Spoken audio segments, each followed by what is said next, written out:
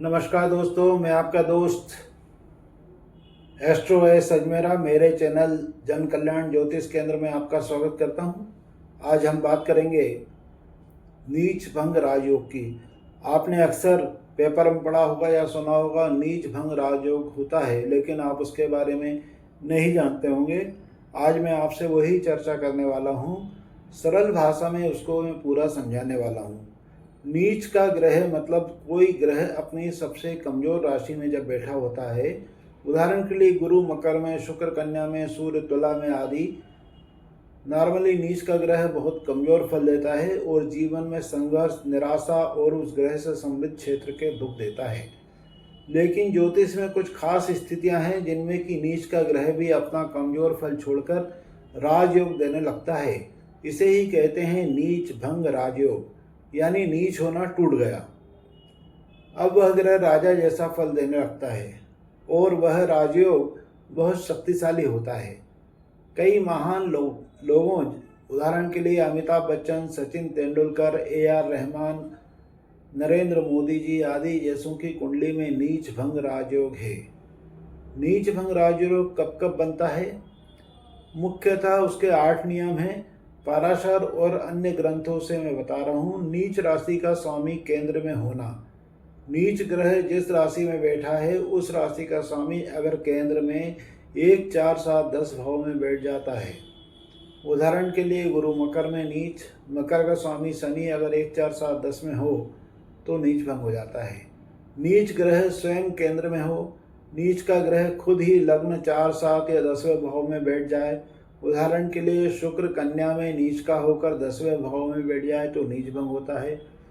उच्च राशि का स्वामी नीच ग्रह को देखे या उसके साथ हो, नीच ग्रह का कि उच्च राशि का स्वामी उस नीच ग्रह के साथ हो या उस पर दृष्टि डाले, उदाहरण के लिए मंगल वृषभ में उच्च का होता है, अगर मंगल कर्क में नीच का हो और वृषभ का स्वामी शुक्र मंगल के साथ हो या दृष्टि डाले तो नीच भंग होता है। नीच ग्रह का स्वामी जो राशि उसकी नीच की है और उच्च का स्वामी आपस में परिवर्तन कर ले, ये राशि परिवर्तन कहलाता है। दोनों ग्रह एक दूसरे की राशि में चले जाते हैं। नीच ग्रह का राशि स्वामी और लग्नेश एक ही हो, जैसे कि मकर लग्न में गुरु का नीच होना, लेकिन लग्नेश शनि होने से नीच भंग हो जाता है।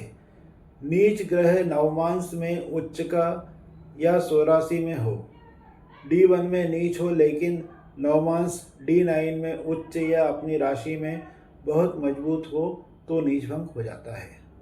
दो नीच ग्रह एक दूसरे को देखें या साथ हो, एक नीच ग्रह दूसरे नीच ग्रह से दृष्टि या युति बनाए, दोनों का नीच भंग हो जाता है। नीच ग्रह 6, 8वें या 12वें भाव में हो और उसका स्वामी बलवान हो।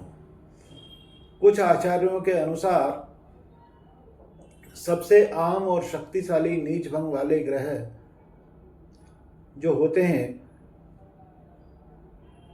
वो सबसे आसान नीच भंग की स्थिति बनाते हैं।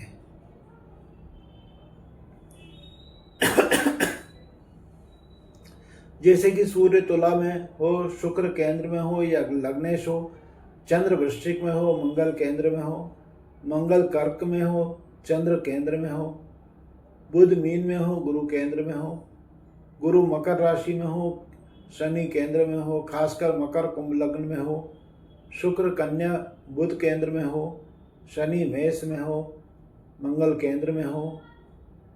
नीच भंग राजयोग के क्या फायदे होते हैं उस विषय में चर्चा करते हैं।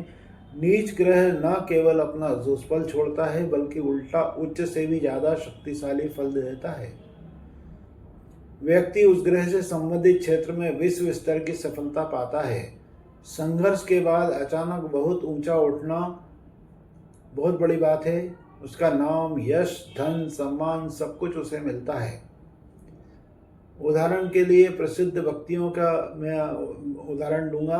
अमिताभ बच्चन हैं, उसका गुरु मकर में नीच लेकिन शनि 10वें में है, नीच भंग हो रहा है, विश्व के सबसे बड़े अभिनेता हो गए हैं वो।